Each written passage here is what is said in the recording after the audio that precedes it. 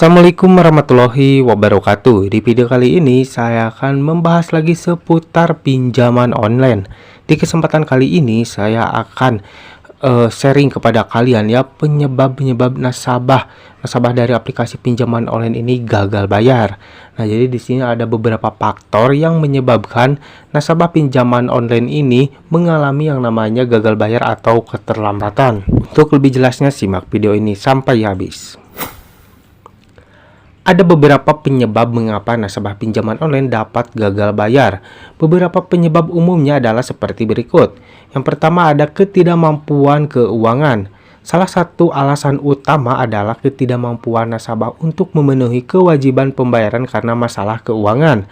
Mereka mungkin mengalami kesulitan dalam memperoleh pendapatan yang cukup atau memiliki tanggungan keuangan yang berat, sehingga sulit untuk membayar pinjaman tepat waktu. Jadi buat kalian yang mungkin tidak terlalu memerlukan dana atau mungkin tidak terlalu penting ya untuk meminjam di aplikasi pinjaman online, kalau misalnya tidak butuh-butuh amat, kalian jangan sampai melakukan peminjaman di aplikasi pinjaman online kalau memang untuk keuangan kalian itu kurang stabil ya untuk memakai atau mungkin nantinya membayar tagihan kalian di aplikasi pinjaman online tersebut, karena dikhawatirkannya hal ini bisa menyebabkan kalian gagal bayar. Kalau mungkin kalian sudah kuat mental ya tidak apa-apa, namun buat kalian yang mungkin mentalnya belum kuat dan kalian belum pernah yang namanya gagal bayar di aplikasi pinjaman online, tentunya ini akan menjadi suatu masalah. Karena tidak dapat dipungkiri ketika kalian gagal bayar dan mengalami keterlambatan, pastinya kalian akan dipusingkan dengan penagihan-penagihan dan juga teror-teror melalui pesan WhatsApp. Yang selanjutnya yang jadi penyebab nasabah gagal bayar di aplikasi pinjaman online adalah pengeluaran yang tidak terduga. Nasabah dapat menghadapi pengeluaran yang tidak terduga seperti biaya medis yang besar atau perbaikan mendadak pada kendaraan. Nah, hal ini dapat mengganggu kestabilan keuangan mereka dan menyebabkan kesulitan dalam membayar pinjaman. Pasti di antara kalian juga pernah mengalami nih ketika kalian meminjam di aplikasi pinjaman online dan kalian percaya kalian pasti bisa membayarnya dan bisa melunasinya. Namun di tengah-tengah tiba-tiba ada pengeluaran yang tidak terduga ya, mau itu untuk biaya kesehatan ataupun mungkin untuk biaya perbaikan kendaraan kalian. Nah, pasti kalian akan memakai dulu uang yang ada, termasuk uang yang buat membayar tagihan kalian di aplikasi pinjaman online.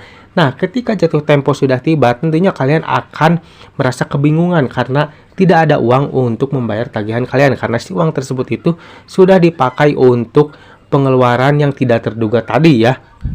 Nah, ini juga menjadi salah satu hal atau faktor yang menyebabkan nasabah itu gagal bayar di aplikasi pinjaman online. Nah, yang selanjutnya adalah kurangnya perencanaan keuangan. Beberapa nasabah mungkin tidak memiliki perencanaan keuangan yang baik. Mereka mungkin tidak mempertimbangkan dengan cermat kemampuan mereka untuk membayar pinjaman secara tepat waktu sebelum mengambil pinjaman. Kurangnya pemahaman tentang pengelolaan keuangan pribadi dapat menyebabkan mereka kesulitan dalam membayar pinjaman. Jadi penting buat kalian nih harus melakukan perencanaan dulu keuangan kalian ya. Nah, jikalau kalian ingin melakukan peminjaman di aplikasi pinjaman online, kalian itu harus melakukan perencanaan dulu dan kalian juga harus lihat dulu nih tagihan kalian atau pinjaman kalian itu berapa, dengan bunganya berapa. Apakah kalian itu sanggup untuk membayarnya dengan tenor yang sudah ditentukan. Kalau misalkan kalian itu tidak sanggup dan dikira-kira kalian itu tidak bisa untuk membayar tagihan kalian dengan tenor yang sudah ditentukan dan juga bunga yang sudah ditentukan, alangkah baiknya kalian jangan memaksakan karena dikhawatirkan kalian akan mengalami yang namanya keterlambatan atau gagal bayar, dan tentunya itu akan membuat Anda pusing dan kebingungan ke depannya. Jadi kalian itu harus pintar-pintar mengelola keuangan kalian ya. Apalagi jika kalian ingin melakukan peminjaman di aplikasi pinjaman online, kalian harus ketahui dulu untuk suku bunganya berapa, tenornya berapa lama, apakah kalian itu akan sanggup untuk membayar tagihan kalian setiap bulannya.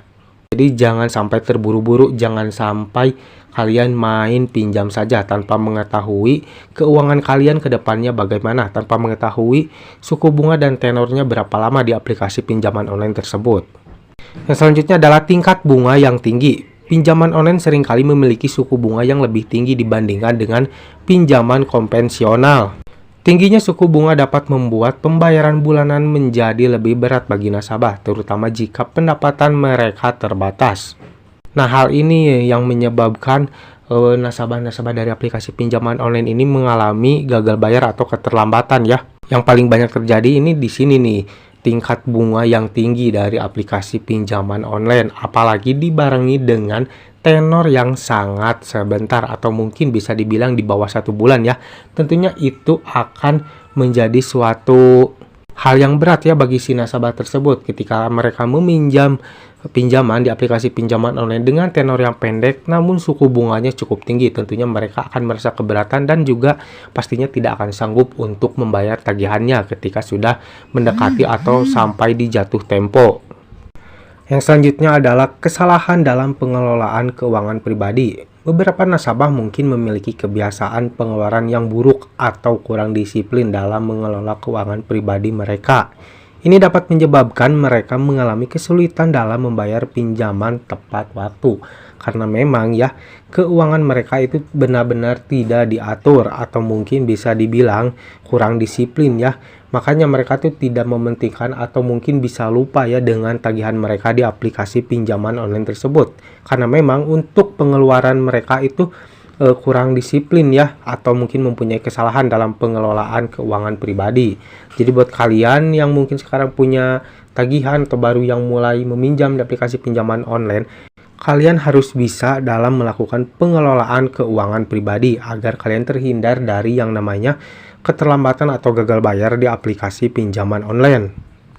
Karena jikalau kalian pintar dalam mengelola keuangan kalian, mau itu buat pemasukan atau mungkin buat beli kebutuhan, pastinya kalian juga bisa tuh menyisihkan uang kalian untuk membayar tagihan kalian di aplikasi pinjaman online tersebut. Dan pastinya kalian akan terhindar dari yang namanya keterlambatan atau gagal bayar di aplikasi pinjaman online. Karena takutnya ketika kalian sudah mengalami keterlambatan atau gagal bayar, itu justru awal mula kalian akan masuk ke dalam jerat pinjol, karena takutnya kalian itu melakukan peminjaman lagi di aplikasi lain ketika kalian mengalami keterlambatan di satu aplikasi. Nah guys, inilah faktor-faktor atau penyebab-penyebab nasabah pinjaman online itu gagal bayar. Penting bagi nasabah untuk mempertimbangkan secara cermat kemampuan keuangan mereka sebelum mengambil pinjaman dan memiliki perencanaan keuangan yang baik.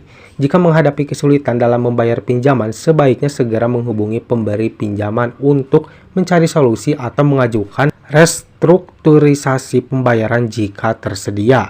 Semoga video ini bermanfaat buat kalian. Jangan lupa like dan juga share ke teman-teman kalian dan tetap dukung channel ini agar semakin berkembang dengan cara klik subscribe di bawah. Sampai jumpa di video selanjutnya.